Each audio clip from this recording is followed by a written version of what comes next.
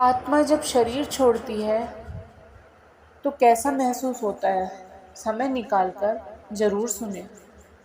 आत्मा जब शरीर छोड़ती है तो मनुष्य को पहले ही पता चल जाता है। ऐसे में वह स्वयं भी हथियार डाल देता है, अन्यथा उसने आत्मा को शरीर में बनाए रखने का बहुत प्रयत्न किया होता है और इस चक्कर में कष्ट झेला होता है। अब उसके सामने उसके सारे जीवन की यात्रा चलचित्र की तरह चल रही होती है। उधर आत्मा शरीर से निकलने की तैयारी कर रही होती है। इसलिए शरीर के 5 प्राण एक धनंजय प्राण को छोड़कर शरीर से बाहर निकलना आरंभ कर देते हैं। ये प्राण आत्मा से पहले बाहर निकलकर आत्मा के लिए सूक्ष्म शरीर का निर्माण करते हैं, जो कि शरीर छोड़ने के बाद आत्मा का वाहन होता है। धनंजय प्राण पर सवार होकर आत्मा शरीर से निकलकर इसी सूक्ष्म शरीर में प्रवेश कर जाती है। बहरहाल अभी आत्मा शरीर में ही होती है और दूसरे प्राण धीरे धीरे शरीर से बाहर निकल रहे होते हैं कि व्यक्ति को पता चल जाता है। उसे बेचैनी होने लगती है, घबराहट होने लगती है, सारा शरीर फटने लगता है, खून की गति धीमी होने लगती है, सांस उखड़ने लगती है, बाहर के द्वार बंद होने लगते हैं।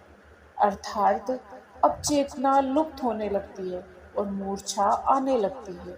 चैतन्य ही आत्मा के होने का संकेत है, और जब आत्मा ही शरीर छोड़ने को तैयार है तो चेतना को तो जाना ही है और वो मूर्छित होने लगता है। बुद्धि समाप्त हो जाती है और किसी अनजाने लोक में प्रवेश की अनुभूति होने लगती है। ये चौथा आयाम होता है। फिर मूर्छा आ जाती है और आत्मा एक झटके से किसी भी खुले इंद्रिय से बाहर निकल जाती है। इसी समय चेहरा विकृत हो जाता है। यही आत्मा के शरीर छोड़ देने का मुख्य चिन्ह होता है। शरीर छोड़ने से पहले केवल कुछ पलों के लिए आत्मा अपनी शक्ति से शरीर को 100% सजीव करती है, ताकि उसके निकलने का मार्ग अवरुद्ध न रहे, और फिर उसी समय आत्मा निकल जाती है और शरीर खाली मकान की तरह निर्जीव रह जाता है। इससे पहले घर के आसपास कुत्ते बिल्ली के रोने की आवाजें आती हैं। इन पशुओं की आंखें अत्यधिक चमकीली होती है, जिससे ये रात के अंधेरे में तो क्या, सूक्ष्म शरीरधारी आत्माओं को भी देख लेते हैं। जब किसी व्यक्ति की आत्मा शरीर छोड़ने को तैयार होती है तो उसके अपने सगे संबंधी, जो मृत आत्माओं के रूप में होते हैं, उसे लेने आते हैं और व्यक्ति उन्हें यमदूत समझता है और कुत्ते बिल्ली उन्हें साधारण जीवित मनुष्य ही समझते हैं और अनजान होने की वजह से उन्हें देखकर रोते हैं और कभी कभी भौंकते भी हैं। शरीर के 5 प्रकार के प्राण बाहर निकलकर उसी तरह सूक्ष्म शरीर का निर्माण करते हैं, जैसे गर्भ में स्थूल शरीर का निर्माण क्रम से होता है। सूक्ष्म शरीर का निर्माण होते ही आत्मा अपने मूल वाहक धनंजय प्राण के द्वारा बड़े वेग से निकलकर सूक्ष्म शरीर में प्रवेश कर जाती है। आत्मा शरीर के जिस अंग से निकलती है उसे खोलती तोड़ती हुई निकलती है। जो लोग भयंकर पापी होते हैं उनकी आत्मा मूत्र या मल मार्ग से निकलती है। जो पापी भी हैं और पुण्य आत्मा भी हैं, उनकी आत्मा मुख से निकलती है। जो पापी कम और पुण्यात्मा अधिक हैं, उनकी आत्मा नेत्रों से निकलती है। और जो पूर्ण धर्मनिष्ठ है, पुण्यात्मा है और योगी पुरुष है, उनकी आत्मा ब्रह्मरंध्र से निकलती है। अब तक शरीर से बाहर सूक्ष्म शरीर का निर्माण हुआ रहता है, लेकिन ये सभी का नहीं हुआ रहता। जो लोग अपने जीवन में ही मोह माया से मुक्त हो चुके योगी पुरुष हैं, उन्हीं के लिए तुरंत सूक्ष्म शरीर का निर्माण हो पाता है। अन्यथा जो लोग मोह माया से ग्रस्त हैं परंतु बुद्धिमान हैं, ज्ञान विज्ञान से अथवा पांडित्य से युक्त हैं, ऐसे लोगों के लिए 10 दिनों में सूक्ष्म शरीर का निर्माण हो पाता है।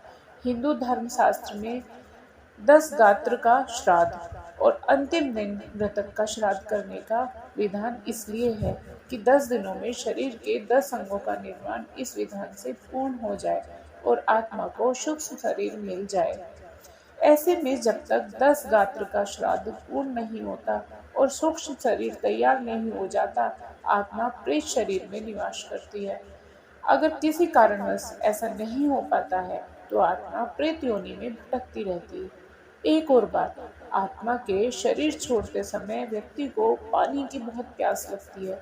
शरीर से प्राण निकलते समय कंठ सूखने लगता है, हृदय सूखता जाता है और इससे नाभि जलने लगती है। लेकिन कंठ अवरुद्ध होने से पानी पिया नहीं जाता और ऐसी स्थिति में आत्मा शरीर छोड़ देती है, प्यास अधूरी रह जाती है। इसलिए अंतिम समय में मुख में गंगा जल डालने का विधान है। इसके बाद आत्मा का अगला पड़ाव होता है शमशान का पीपल। यहाँ आत्मा के लिए यमघट में बंधा होता है जिसमें पानी होता है। यहाँ प्यासी आत्मा यमघट से पानी पीती है जो उसके लिए अमृत तुल्य होता है। इस पानी से आत्मा तृप्ति का अनुभव करती है। हिंदू धर्म शास्त्रों में विधान है कि मृतक के लिए यह सब करना होता है ताकि उसकी आत्मा को शांति मिले। अगर किसी कारणवश मृतक का 10 गात्र का श्राद्ध न हुआ हो सके और उसके लिए पीपल या यमघट भी न बांधा जा सके तो उसकी आत्मा प्रेत योनि में चली जाएगी और फिर कब वहां से उसकी मुक्ति होगी कहना कठिन होगा। हाँ, कुछ उपाय अवश्य है। पहला तो यह है कि किसी के देहावसान होने के समय से लेकर 13 दिन तक निरंतर भगवान के नामों का उच्च स्वर में जप अथवा कीर्तन किया जाए और जो संस्कार बताए गए हैं उनका पालन करने से मृतक भूत प्रेत की योनि नरक आदि में जाने से बच जाएगा। लेकिन यह करेगा कौन? यह संस्कारित परिजन, संतान, नातेदार ही कर सकते। अन्यथा आजकल अनेक लोग औपचारिकता निभाकर केवल दिखावा ही अधिक करते हैं। दूसरा उपाय कि मरने वाले व्यक्ति स्वयं भजनावधी हो, भगवान का भक्त हो और अंतिम समय तक यथासंभव हरि स्मरण रहा हो। तीसरा, भगवान के धामों में देह त्यागी हो अथवा दाह संस्कार काशी, वृंदावन या चारों धामों में से किसी एक में हुआ हो। स्वयं विचार करना चाहिए कि हम दूसरों के भरोसे रहे या अपना हित स्वयं साधे। जीवन बहुत अनमोल है, इसको व्यर्थ मत गवाए। एक एक पल को सार्थक करे, हरि नाम का नित्य आश्रय ले, मन के दायरे से बाहर निकलकर सचेत होकर जीवन को जिए, न कि मन के अधीन होकर। यह मानव शरीर बार बार नहीं मिलता। जीवन का एक एक पल जो जीवन का गुजर रहा है वह फिर वापस नहीं मिलेगा। इसमें जितना अधिक हो भगवान का स्मरण जप करते रहे। हर पल जो भी कर्म करो बहुत सोच समझ कर करें, क्योंकि कर्म परछाई की तरह मनुष्य के साथ रहते हैं। इसलिए सदा शुभ कर्मों की शीतल छाया में रहें। वैसे भी कर्मों की ध्वनि शब्दों की ध्वनि से अधिक ऊंची होती है, अतः सदा कर्म सोच विचार कर करें। जिस प्रकार धनुष में से तीर छूट जाने के बाद वापस नहीं आता, उसी प्रकार जो कर्म आपसे हो गया है वह उस पल का कर्म वापस नहीं होता, चाहे अच्छा हो या बुरा। इसलिए इससे पहले कि आत्मा इस शरीर को छोड़ जाए, शरीर में रहते हुए आत्मा को यानी स्वयं को जान ले और जितना अधिक हो सके मन से, वचन से, कर्म से भगवान श्री राम, श्री कृष्ण का ध्यान, चिंतन, जप, कीर्तन करते रहे। निरंतर स्मरण से हम यम पास से तो बचेंगे ही बचेंगे, साथ ही हमें भगवत धाम की भी प्राप्ति हो सकेगी, जो कि जीवन का वास्तविक लक्ष्य है।